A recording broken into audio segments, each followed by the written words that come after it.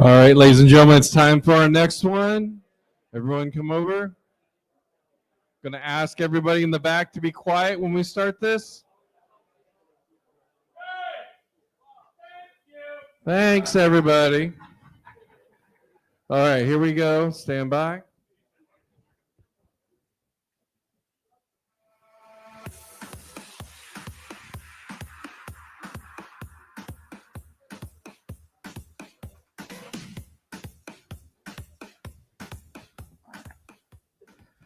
How you doing, everybody? My name's Greg. Here to talk today about wiring diagrams. Probably not the most sexiest of topics, but really, really useful. I could tell you an anecdote just last night. I probably had a few too many drinks. Plugged in my periscope when the power was on, fried one of my circuit boards or one of the traces. I had to take it off today, this afternoon, go in the soldering room, rewire it, and then look at my wiring diagram and how to put it back together. I had labels everywhere. It's all there. So a matter of, instead of taking a picture, like, which wire was this? I was able to just put it back together exactly as it was. So, I mean, it's not the sexiest, but definitely useful for any type of maintenance or any troubleshooting. So we'll go through it. I have a few tips and tricks. I have a few different softwares we could do. I can show you what we have. And that's what we're gonna go over. Ask questions as we go along. I like questions back and forth a little bit more than me just talking. So let me know. I'm gonna sit down, be a little less formal than the rest of the guys, but we can go through it. So the first thing I want to talk about is how to lay it out. So when I draw my diagrams, I think about how does it look in my droid. So when I look at a diagram, I can kind of say, oh, that's where it is in the droid. That's where it is in my diagram. I kind of correlate the two. It helps me visualize it, understand it a little bit more. Helps me like lay things out. Another thing, a big thing is version control. Before I implemented that, I don't know how many times I was looking at the wrong diagram. If you don't have a date and time when you're doing it down to the minute, because if you're updating it and you're like, oh, that was 20 minutes ago, I made a change and I saved it and opened it and closed, all messed up. So I try to keep the actual date time on the actual, like a label on the diagram itself.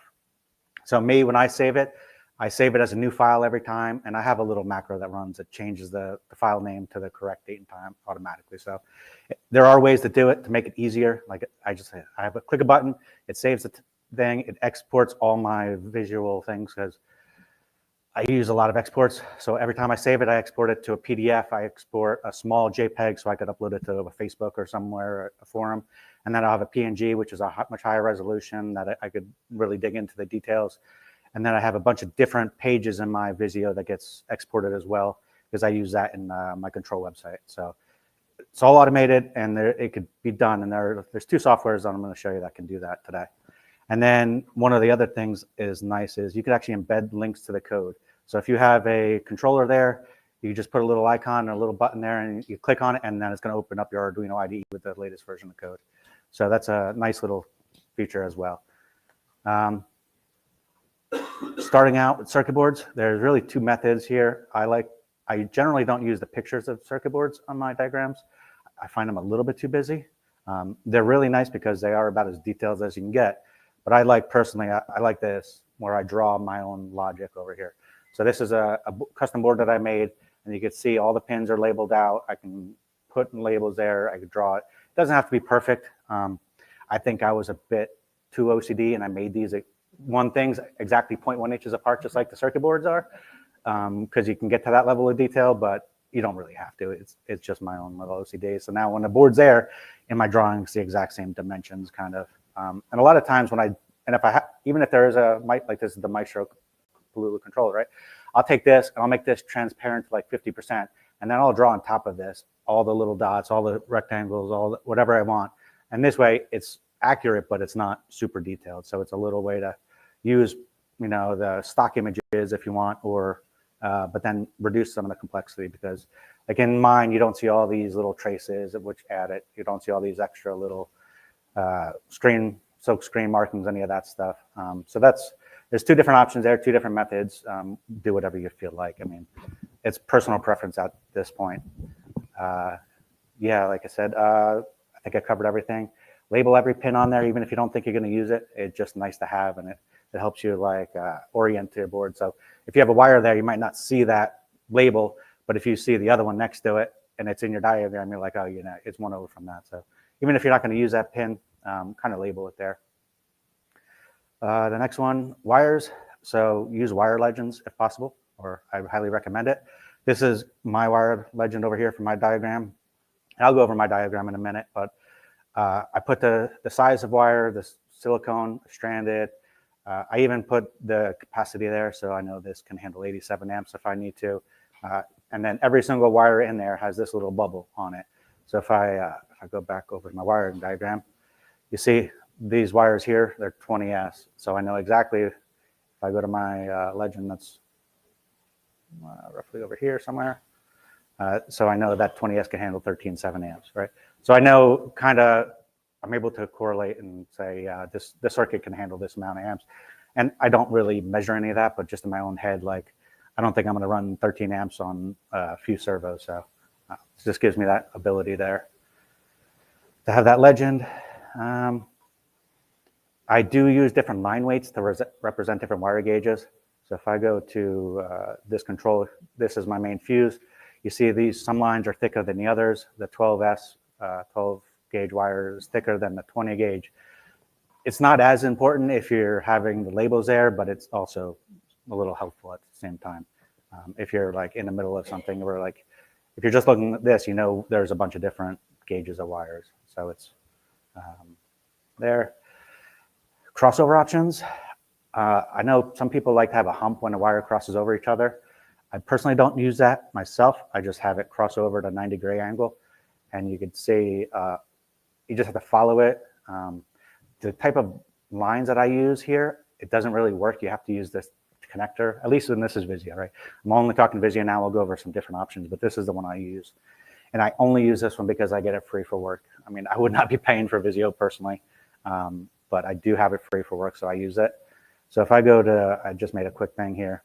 You can set it up where it goes a little hump over it, so you know it's not really going to cross over. But like I said, you are limited to this connector, and you really don't have multiple options. It's just a 90-degree. There's no way to kind of make it more twisty turn. So it's a little limited using this connector, so I try not to use it personally. Yeah, and then go through there. Color match wires where you can. So if I know a cable is going to be blue, my transmit for my serial, I'm going to make it blue in the diagram. Again, not really necessary, but it does help correlate the two, make it a little easier to look at one and match it to the other. Said use multi-segmented lines. This is what I do. So if I'm making a diagram here, I'll go to a line, I'll go here, and then I can click here and just add it and just keep on going. I want to go diagonal, I can. If I hold shift, I can keep it 45 and then go straight. So it just gives me, and then you can just work this around however you want. But again, if you're using this connector here, that really isn't an option. I generally don't use any shapes over here. Nothing in my diagrams uses these shapes where Visio has that option, but I'll get rid of that. Yeah, hold shift.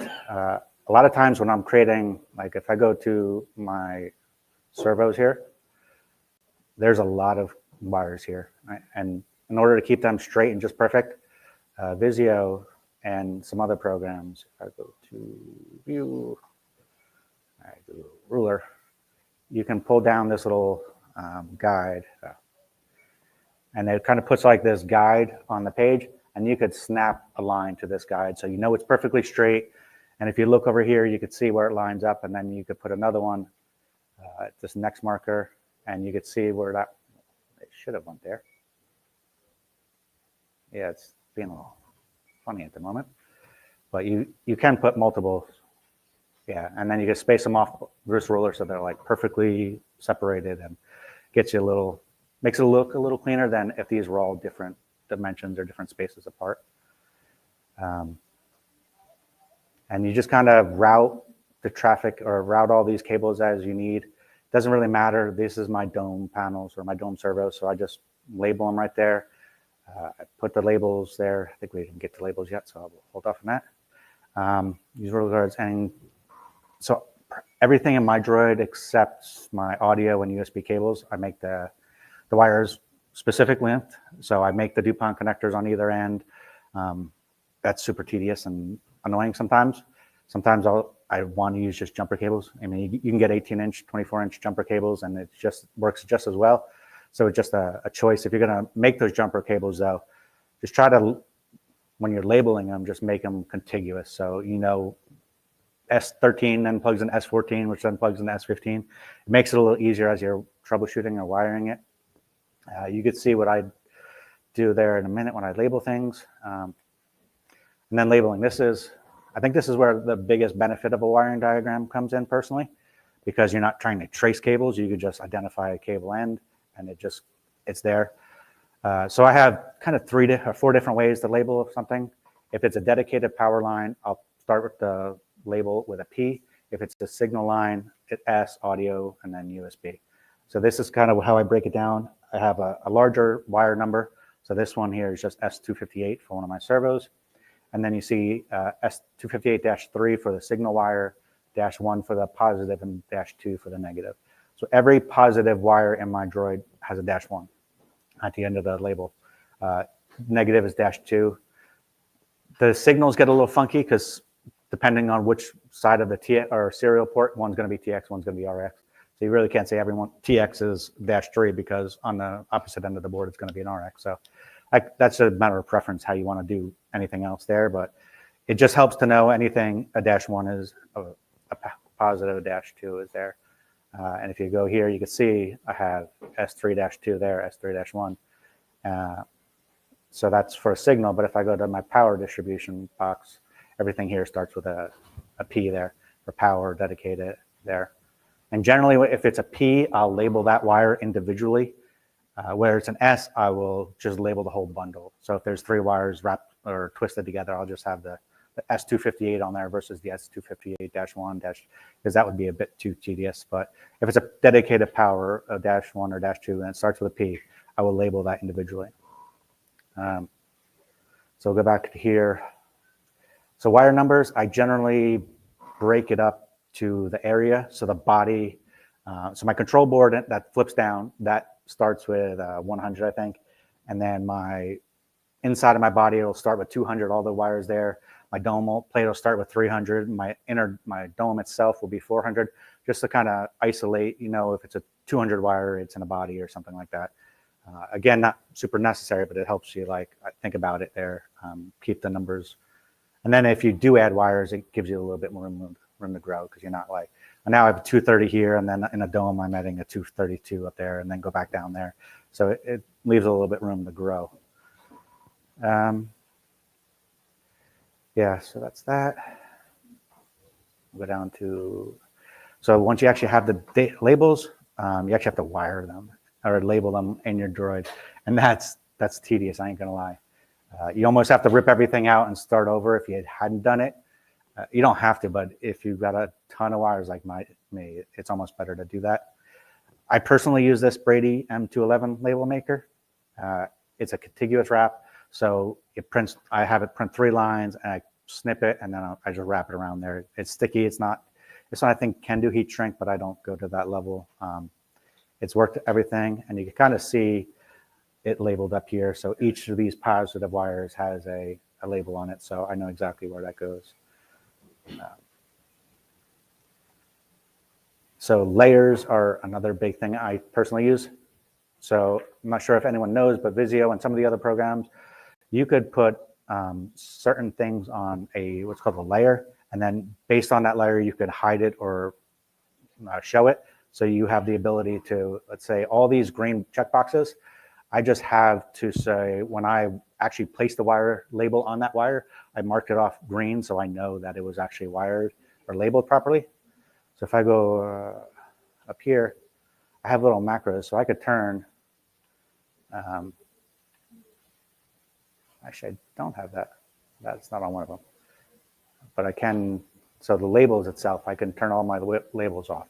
I could turn all my wire gauge beacons off. So if you want a little bit cleaner look, you can actually just hide them. They're still there in a drawing, but they're just hidden. So you can turn them back on just again by double clicking, and you can see it there. Might make it a little better for printing. If you're printing, you probably don't need to know your wire gauge. So you just turn that off and it goes away.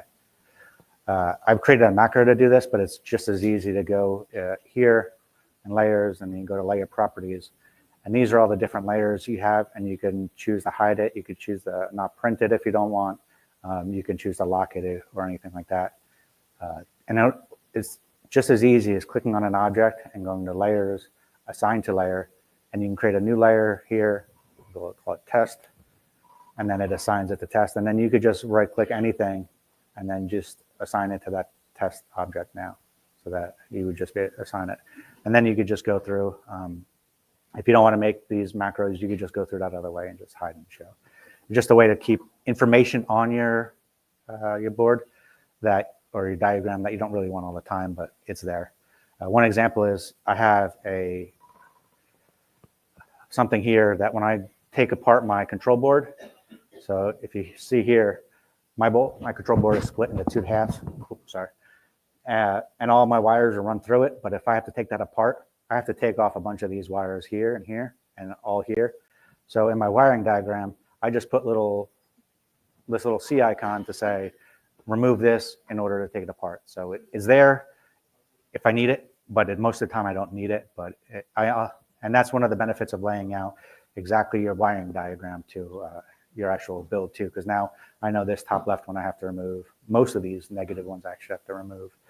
If I go to the positive bus here, I know I have to remove these 3 and not those. So it makes it a little easier to track information and track information that you need every once in a while, but don't need all the time.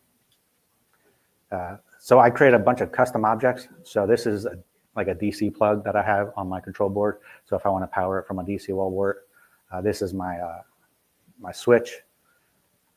Some of these programs allow you to create this object. Like this is my camera lens. This is just a bunch of different, like if I could uncontrol group that, just a bunch of little squares and ovals that I put together to make it look like my camera lens. I could have used the real picture again, but I like the more simplistic look. Again, all these LEDs, this is a RGB LED, so I made a RGB circle thing. Again, I'm a little bit OCD sometimes when I come this, because I made sure every angle was perfectly the right angle at 120 degrees. And yeah, I went overboard. But this has been a 9-year in the project making since I started building. And everything in my droid is actually labeled with the exception of my smoker cell, which I realized today that it wasn't wired or labeled. So I'll have to go back and fix that. Yeah, but everything else is labeled. And then there at the top here, this is my date time when last time I edited this file. So if I just double click this button here, you're going to see it's going to resave everything. It's going to put all the old files in an archive folder, and then in the main folder where it's stored at is going to be the only thing that's actually left in that. So I'm not going to be hunting around like, oh, which date time group was this? Or if you see a Visio file in that folder, that's the one to open. It's still exporting the PDF. It's a little slow for that one.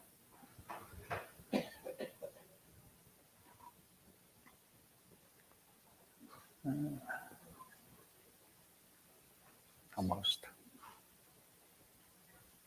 Yeah.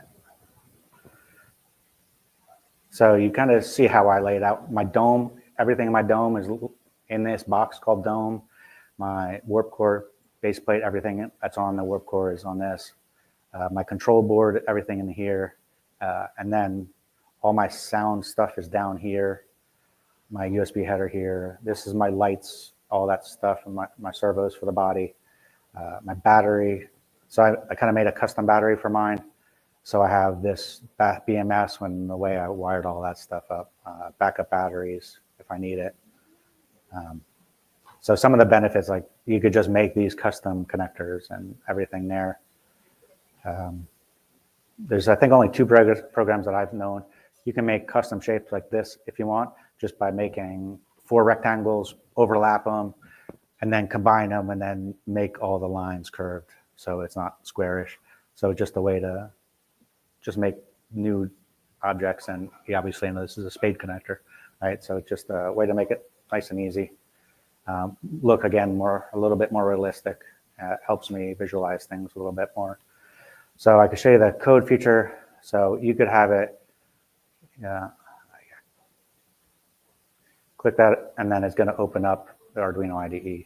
And then that's, as long as your code's stored, you could choose where that, and now this is the code for that. Or you could have it something, I think this one, I click this is going to go to, should go to my GitHub for that exact purpose. So you could have it either if you wanted to go to the repository in GitHub, or if you wanted to open up your local, you have that option here. And I think most of the programs I've seen have that capability. I don't think it can, yeah, I think it might have internet issues. So that's kind of there. Those are the tips and tricks for the actual wiring themselves. I'll go over about 4 programs that I've been using, that I've looked at. My personal favorite is Visio. It's the most fully featured, the best option in my opinion, but it's obviously not cheap. So that's the biggest downside, and it's Windows only. So I have to use a Windows box to use it. Those are the 2 biggest features or cons, but the layers is nice. I like drawing the multi-segmented lines. I can create combined shapes. I export to PDF, JPEG, PNG, all the stuff. Format Painter, which I didn't go over that, but if you create say if you want this to be like a fatter line, and you want it to be like orange, right? So you can just click this little guy, Format Paint, and then click another line, and now you automatically apply that format to another one. So you don't have to go through step after step after step. So it's a little bit nicer feature there. So yeah, cons, it can be complicated. I mean, I've been using this for my job for years, so I'm comfortable with it, but it's definitely not the most intuitive software. And then straight and vertical lines, after you draw them, you can make them perfectly straight, but if you want to modify them to make them straight again or vertical is a little bit tricky, and that's where those ruler guides come in play. But it's a little funky at the time after you draw it that first time, you can make it perfectly straight, but then after that, it's a little weird to get them perfectly straight unless you're looking at the dimensions, and there's tricks, but it's not the best. The next best option in my mind is LibreDraw. So it's free and open source. It runs on Windows, Macs, Linux. It could do most of the things Linux can do. Interface is a little bit more kludgy in my opinion, but I don't really use it. It's like, I'm not familiar with it, so it does most of the same thing. The only thing I've really found that it doesn't do as well is rounded lines are not as easy. So in Visio, all my audio cables here have this or USB cables have these nice curved corners. In my mind, I think that's a thicker cable. It doesn't bend as much, so I wanted it to have a curved, rounded corner. LibreDraw has no really easy way of doing that. You can make them, but it's not the easiest thing. So super minor. I like that. And I think my audio cables are even more curvy. Yeah, my audio cables are even more curvy. So it's just a personal preference, but that's really the only downsides to LibreDraw. And if I had to not have Visio, I'd probably use LibreDraw. And like I said, it's open source. I could do it on my Mac and my Windows box. So I don't run a Windows box at home, so I'm using my work computer here because it has Visio on it. The next one is Draw.io. So this is also free and open source. It's a multi-platform. It's Windows, Linux, Mac, and it also has an online editor, so you can do everything right from the web page. Some of the benefits here, I think I have that here. So these lines are really easy to do. No, this is the LibreDraw, sorry. Yeah, this guy here. So multi-segmented lines are super easy because you could just draw a line here, and then where is that? Yeah, so there, and you could just move things around. You can create more shapes no matter what. So you could just put you just connect the two, and then you just add different segments as you need to move it around. One benefit of this as well is it lets you know when you're vertical and horizontal. So it kind of locks it to that position. So it kind of, you almost have to pull it past that position, but you know it's perfectly vertical. And it just, again, helps you keep it organized and looking a little bit better. and having nothing like irks me just than having a line just like that when it's supposed to be straight. It just, again, my OCD just kicks in a little bit too much there. But this is a nice program. It's just not fully featured. I don't think this one has layers. It doesn't have macros. Can't combine shapes. So but it's a nice, easy program. And if you're just creating basic diagrams, it'll definitely work. At work, on my other work computer, they got rid of Visio, and I've been forced to use Draw.io because that's the only option we have. And it's not a bad program. You could actually put animations on these lines as well. So if you want to show electricity or some traffic flow across this, it'll actually like put little moving dots across it, and it'll move for you, which is a nice little feature. Yeah, so that's a nice program. And the last one I found, only because I wanted to find something, a fourth one, is called YED.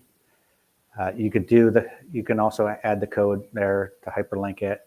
You could draw multi-segmented lines similar to this one. I haven't played around with this one too much, but I think this can be a decent alternative as well especially if you're scripting. I think this is almost like a pulls from XML or HTTP 5 type file, and you can almost code some of your diagrams and things like that. So this is the other option. So I personally like Visio or LibreDraw best, but that's all about a question or costs and availability. Yeah. Yeah, this is being streamed, so it will be on the Droid Builder's YouTube. You'll be able to, because this has been full screen this whole time, so you'll be able to pause this on YouTube and be able to copy anything down.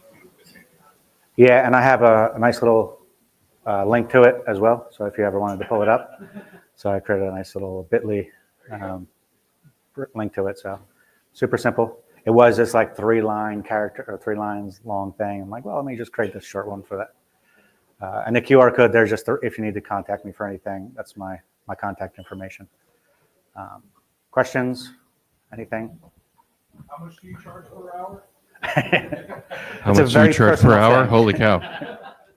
Yeah. I can't recommend it highly enough, though. I mean, everything I do for my droid, I try to think about maintaining it and how do I take it apart and put it back together. And without a wiring diagram, I'd be lost. Do you know if you're using, say, one of the more simpler programs and you decide to move up, can you import those files? Do you know if it will import? I have never tried that. No.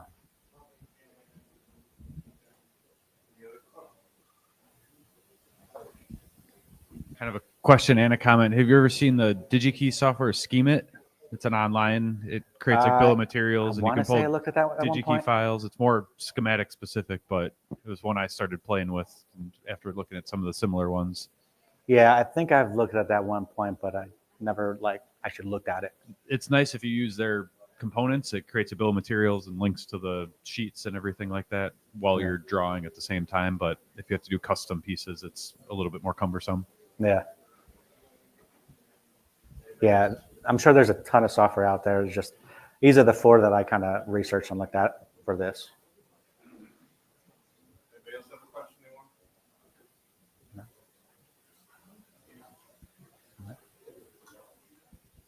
All right. You have anything else you want to add? No, I think I'm good. No questions. I'll be around all weekend. All right, let's give him a big round of applause.